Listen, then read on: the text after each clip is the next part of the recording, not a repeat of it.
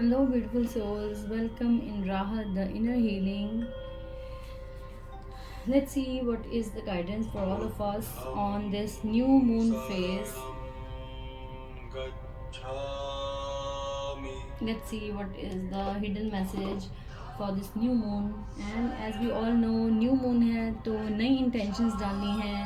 जो भी करना चाहते थे, जो ड्रीम्स थे, उनको अभी मैनिफेस्ट करने का टाइम है. और मैनिफेस्ट आप तभी कर सकते हैं जब आप अपने थॉट्स में उस चीज़ को लेकर आएंगे that yes you really want to do it, right. तो अब हम करते हैं आज की रीडिंग. क्या है हमारे आज की गाइडेंस हम सबके लिए.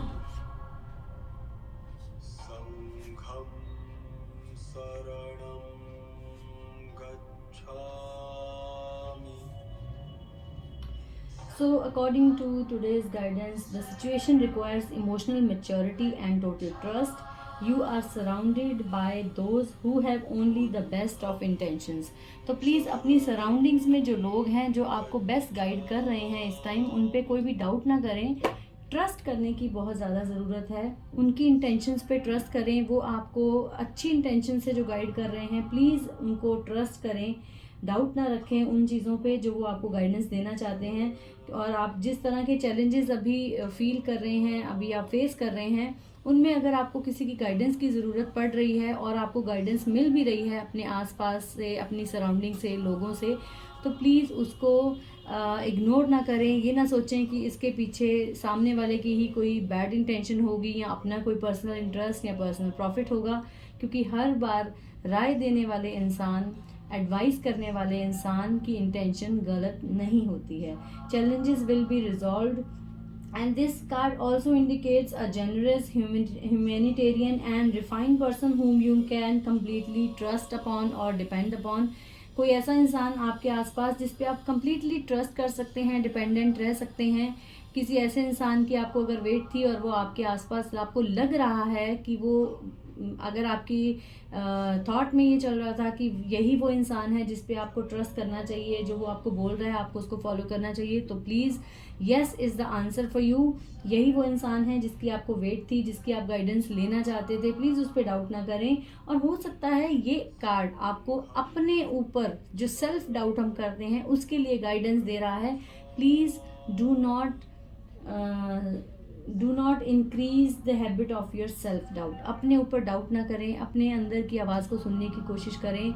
आप अगर अपने आप को किसी चीज़ में खुद अपनी एडवाइस दे रहे हैं, थॉट्स में दे रहे हैं that yes you need to follow it, तो प्लीज़ उसको इग्नोर ना करें.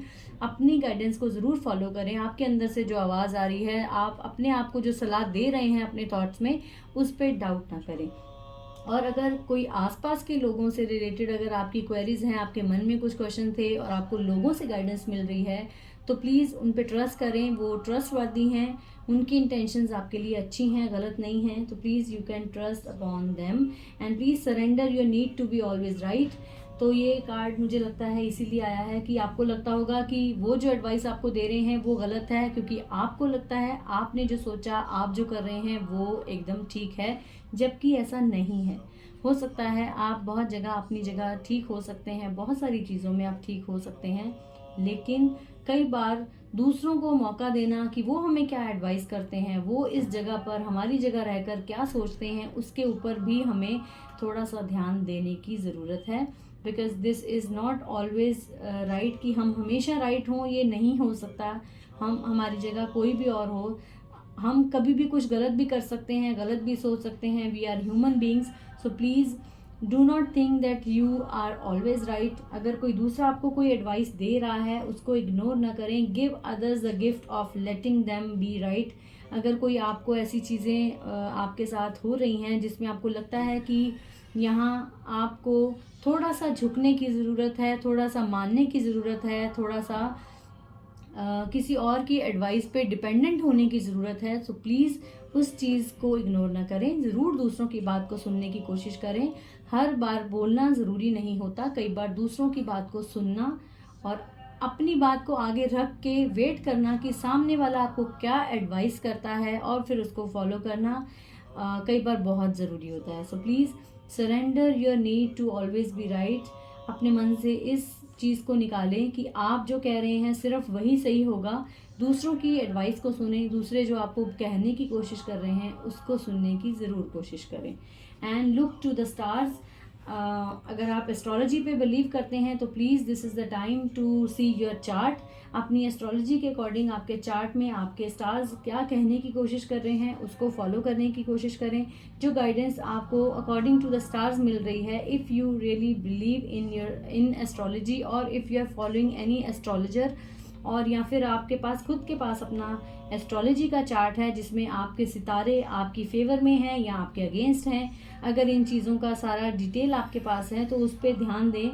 अभी के टाइम पे आपको क्या गाइडेंस लेनी चाहिए वो डिपेंड करता है आपके एस्ट्रोलॉजिकल चार्ट पे।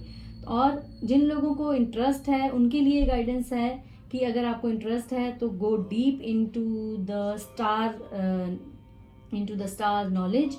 एस्ट्रोलॉजी में डीप जा सकते हैं, डीप नॉलेज गेन कर सकते हैं।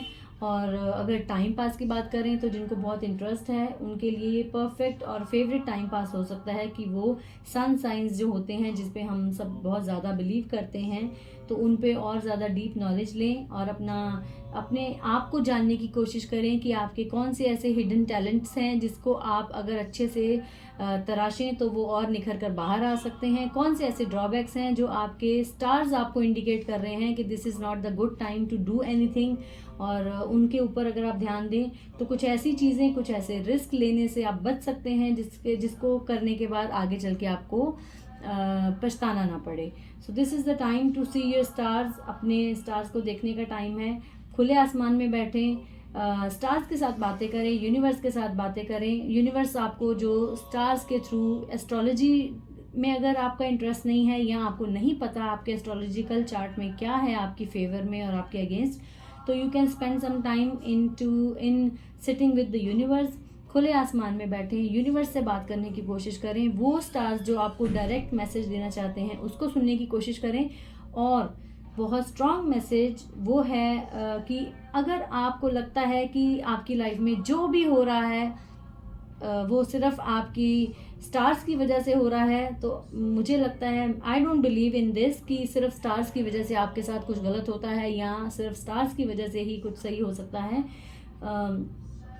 जब भी कुछ गलत होता है तो यूजुअली हमें आदत होती है हम स्टार्स पे ब्लेम करते हैं कि हमारी किस्मत हमारे साथ नहीं है। स्टार्स को अगर लेमैन लैंग्वेज में बोला जाए तो हम किस्मत को ब्लेम करते हैं, किस्मत हमारी फेवर में नहीं है, किस्मत में नहीं था इसलिए ये खराब हो गया। Whereas I don't believe in this thing. I believe that when you are ready to do anything stars can favour you. Stars आपकी फेवर में बोलते हैं जब आप अपना कुछ करने के लिए एफर्ट डालते हैं। जैसे कि अगर एस्ट्रोलॉजी के चार्ट में आपको ये दिख रहा है that you are going to be very famous, तो मुझे नहीं लगता कि हाथ पर हाथ रख के बैठने से, सिर्फ अपने एस्ट्रोलॉजिकल चार्ट को पढ़ लेने से कोई फेमस नहीं हो सकता। उसके लिए आपको भी कुछ करने की ज़रूरत है, मेहनत करने की ज़रूरत है, एफर्ट डालने की ज़रूरत है। तो प्लीज़ सिर्फ अपने स्टार्स पर डिपेंडेंट ना हो, सिर्फ अपने एस्ट्रोलॉजिकल चार्ट को देखकर ना तो अच्छा फील करें कि सब कुछ ठीक होगा और मैं हाथ पे हाथ रख के बैठ सकती हूँ या बैठ सकता हूँ, ना ही अपने एस्ट्रोलॉजिकल चार्ट को देखकर निराश हों कि मेरे आने वाले टाइम में तो मेरे स्टार्स मेरी फेवर में नहीं हैं तो मुझे कुछ भी करूँगा या करूँगी तो उसका फल नहीं मिलने वाला है। ये बिल्कुल गलत है। आपके स्टार्स तभी आपका साथ देते हैं जब आप खुद कुछ करने के लिए विलिंग होते हैं, इंटरेस्टेड होते हैं।